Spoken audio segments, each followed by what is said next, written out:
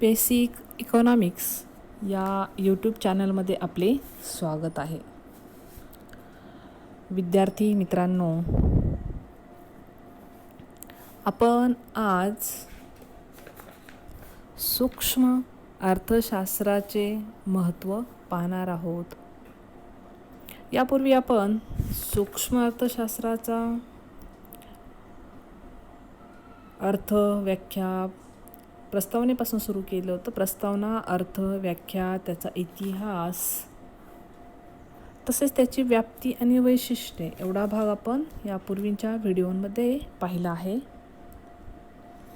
त्यानंतरचा सूक्ष्म अर्थशास्त्राचा भाग आहे, या पाठातील पुढचा भाग आहे सूक्ष्म अर्थशास्त्राचे महत्त्व. विद्यार्थी मित्रांनो, कोविड-19 या रोगामुळे जी समस्या निर्माण झाली आहे विविध क्षेत्रात, तशी समस्या शैक्षणिक क्षेत्रातही निर्माण झाली आहे. त्यामुळे महाराष्ट्र राज्य बोर्डाने 25% अभ्यासक्रम वेळेअभावी कमी केला आहे. तसा अर्थशास्त्रालाही 25% जो अभ्यासक्रम, अर्थशास्त्रातही जो 25% अभ्यासक्रम कमी केला आहे, तो मी तुम्हाला व्हिडिओ बनवताना वेळोवेळी सांगणारच आहे. हा 25% कमी केलेला अभ्यासक्रम फक्त 2020-21 या शैक्षणिक वर्षाकरिताच आहे. तर विद्यार्थी मित्रांनो, सूक्ष्म व स्थूल अर्थशास्त्राचा परिचय या पाठातील आपण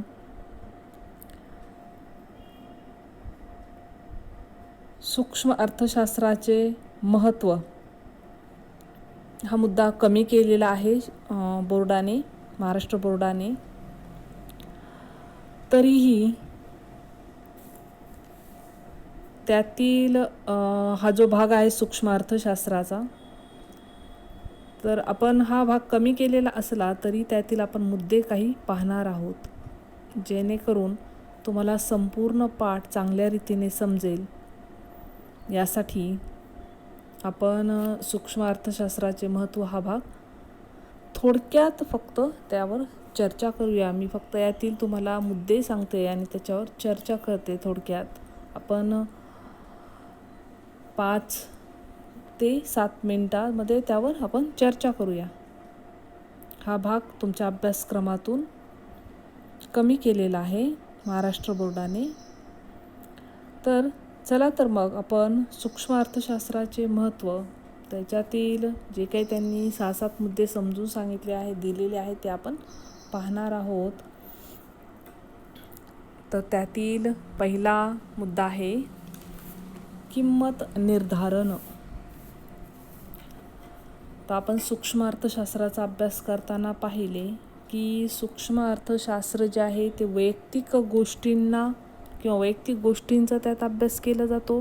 प्रत्येक विशिष्ट किंवा लहान भागाशी संबंधित हे सूक्ष्म अर्थशास्त्र आहे. म्हणजे वैयक्तिक उत्पादक, विशिष्ट गोष्टींच्या किमती, विशिष्ट वस्तूंच्या किमती किंवा घटकांच्या किमती यासारख्या वैयक्तिक घटकांचाच यात अभ्यास केला जातो. तर या सूक्ष्म अर्थशास्त्राचं जे पहिलं महत्त्व आहे किंमत निर्धारण, यातही सांगितलेलं आहे की विविध वस्तूंच्या किमती तसेच विविध उत्पादन घटकांच्या किमती यांचे स्पष्टीकरण करण्यास सूक्ष्म अर्थशास्त्र अतिशय उपयोगी पडते. हे त्याचं पहिलं महत्त्व आहे की वस्तूंच्या किमती आणि उत्पादन घटकांच्या किमती ठरवण्यात सूक्ष्म अर्थशास्त्राला अतिशय महत्त्व आहे. हा यातील पहिला मुद्दा आहे. सूक्ष्म अर्थशास्त्राचं महत्त्व या घटकात दुसरा मुद्दा आहे मुक्त बाजार अर्थव्यवस्था. तर सूक्ष्म अर्थशास्त्रात मुक्त बाजार अर्थव्यवस्थेची कार्यपद्धती समजण्यास मदत होते. मुक्त बाजारपेठ ही अशी एक अर्थव्यवस्था आहे की ज्यात वस्तूंच्या उत्पादनाबाबत कोणते उत्पादन करावे, कसे करावे, किती उत्पादन करावे यासारखे आर्थिक निर्णय जे आहे ते खाजगी पातळीवर घेतले जातात. म्हणून या शास्त्राचे अतिशय महत्त्व आहे. तर हा दुसरा मुद्दा झाला आपला. तिसरा जो मुद्दा आहे तो म्हणजे विदेशी व्यापार. आता विदेशी व्यापारामध्ये सुद्धा सूक्ष्म अर्थशास्त्राला अतिशय महत्त्व आहे. ते कसे आपण पाहूया.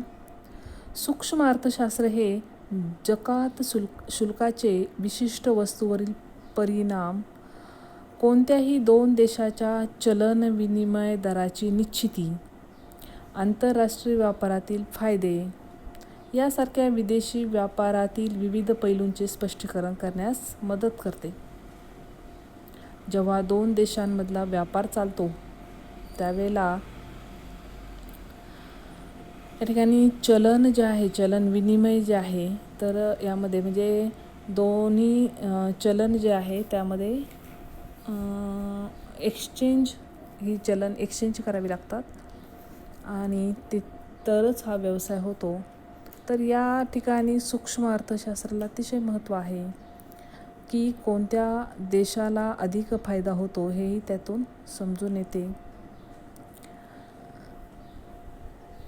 त्यानंतर चौथं जे सूक्ष्म अर्थशास्त्राचं महत्त्व आहे, आर्थिक प्रारूपांची निर्मिती. हा एक महत्त्वाचा मुद्दा आहे. महत्त्वाचं म्हणजे थोडक्यात सूक्ष्म अर्थशास्त्राचं अतिशय सूक्ष्म अर्थशास्त्रात जे काही महत्त्वाचे मुद्दे आहेत त्यातला हा एक खूप महत्त्वाचा मुद्दा आहे. सूक्ष्म अर्थशास्त्र सुलभ प्रारूपांद्वारे विविध गुंतागुंतीच्या आर्थिक परिस्थितींचे आकलन करण्यास सहाय्य करते. देशाचा म्हणजे आर्थिक विकास साधण्यासाठी विविध प्रारूपे तयार केली जातात. आर्थिक प्रारूपांची निर्मिती तयार केली जाते. तर त्यासाठी सूक्ष्म अर्थशास्त्राची खूप मदत होते. जसे विविध संज्ञा, संकल्पना, त्यांची परिभाषा, नवीन आर्थिक विश्लेषणाची साधने यासारखे महत्त्वपूर्ण योगदान सूक्ष्म अर्थशास्त्राद्वारे दिले जाते. पाचवं त्याचं महत्त्व आहे व्यावसायिक निर्णय. व्यावसायिक निर्णय घेण्यासाठी सूक्ष्म अर्थशास्त्राचे जे आर्थिक सिद्धांत जे आहे ते खूप मदत करतात. या निर्णयामध्ये उत्पादन खर्चाची निश्चिती, वस्तूची किंमत निश्चिती, महत्तम उत्पादन आणि नफा इत्यादीमध्ये या व्यावसायिक निर्णय घेण्यासाठी सूक्ष्म अर्थशास्त्राचा उपयोग होतो. खूप महत्त्व आहे. त्यानंतरचा मुद्दा आहे शासनास उपयुक्त.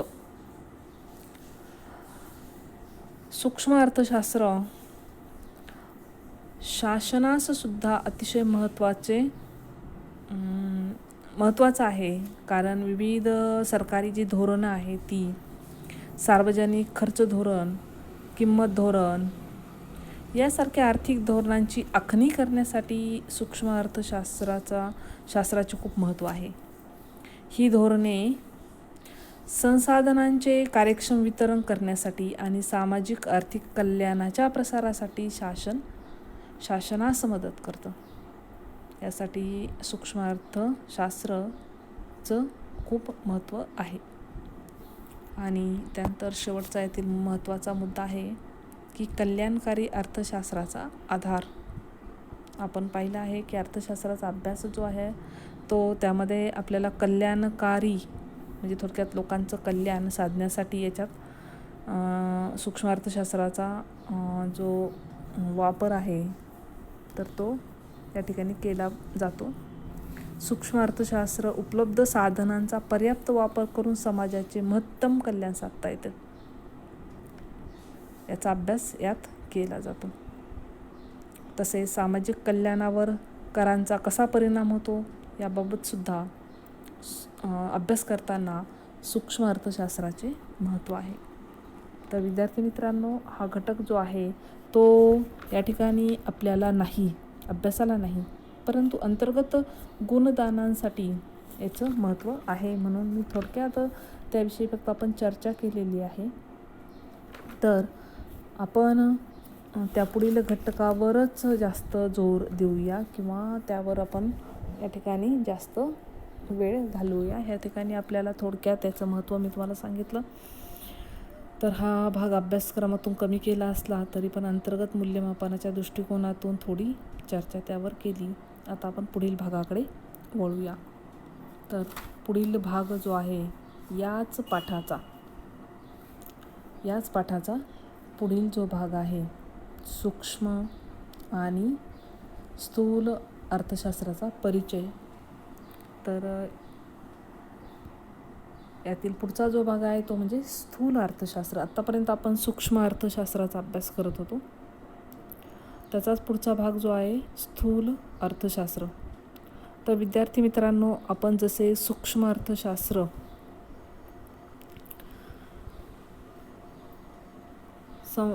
अर्थशास्त्राची संपूर्ण माहिती पाहिली, तसे आपण स्थूल अर्थशास्त्राची माहिती पाहणार आहोत. तर त्यातील एक एक मुद्द्यावर आपण आता चर्चा करणार आहोत. तर अगोदर आपण त्यातले सर्व मुद्दे पाहूया आणि नंतर त्यातील एक एक मुद्द्यांवर आपण चर्चा करूया. आता त्यातला पहिला मुद्दा राहील स्थूल अर्थशास्त्राचा, की स्थूल अर्थशास्त्राचा अर्थ. त्यानंतर त्यातला दुसरा मुद्दा जो आहे तो म्हणजे स्थूल अर्थशास्त्राच्या व्याख्या. त्यानंतर स्थूल अर्थशास्त्राची व्याप्ती आपण पाहणार आहोत. त्यानंतर स्थूल अर्थशास्त्राची वैशिष्ट्ये हा एक महत्त्वाचा मुद्दा आपण नंतर पाहणार आहोत. या स्थूल अर्थशास्त्राच्या मुद्द्यांमध्ये पुढील मुद्दा आपण पाहणार आहोत त्याचे महत्त्व, आणि शेवटचा मुद्दा आपण पाहणार आहोत सूक्ष्म व स्थूल अर्थशास्त्राची तुलना. थोडक्यात म्हणजे दोन्हीमधला जो फरक आहे तो आपण त्यात पाहूया. तर आता आपण ह्या स्थूल अर्थशास्त्रामधले जे काही मुद्दे आहे तर ह्या मुद्द्यांमधला पहिला मुद्दा घेणार आहोत स्थूल अर्थशास्त्राचा अर्थ. तर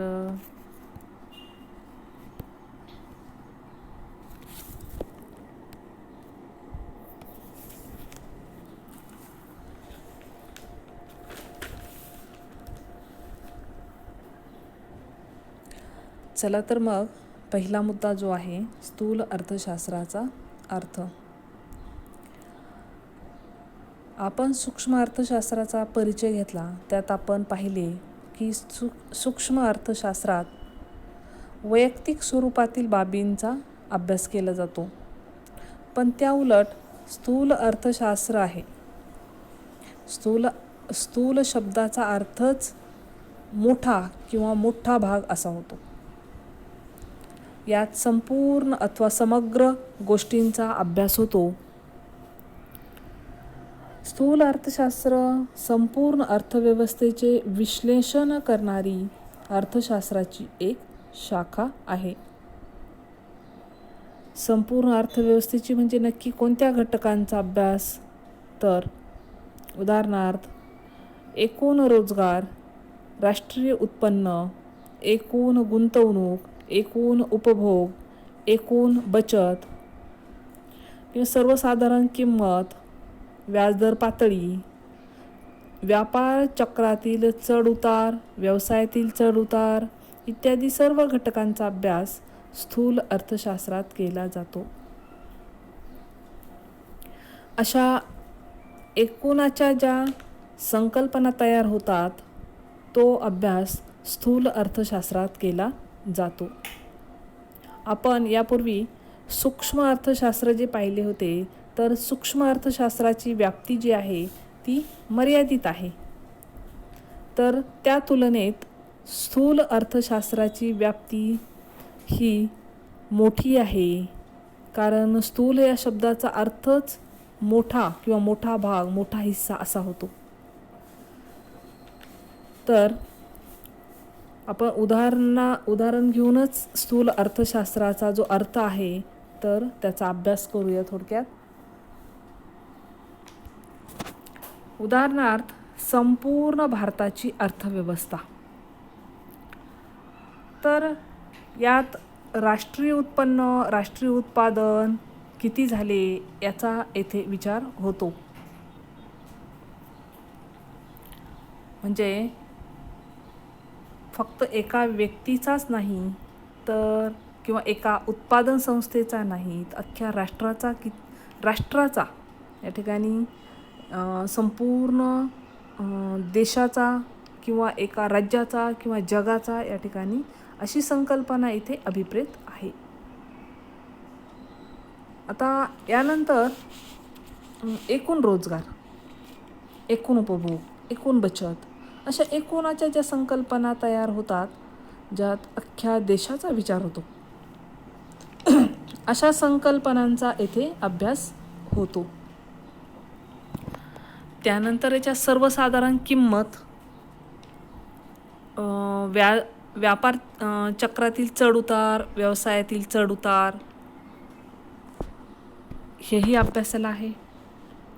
तर सर्वसाधारण किंमत, व्यापारातील चढउतार म्हणजे तेजी मंदीचे जे चक्र असतं, त्या तेजी मंदीत किमती कमी जास्त होतात, त्याचा विचार येथे होतो. सर्वसाधारण किंमत म्हणजे काय किंवा सर्वसाधारण किंमत अभ्यासली जाते तर ती कशाला, सर्वसाधारण किंमत कशाला म्हणता येईल?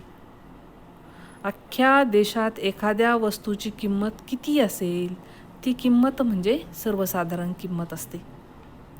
त्याचा अभ्याससुद्धा या शास्त्रात होतो.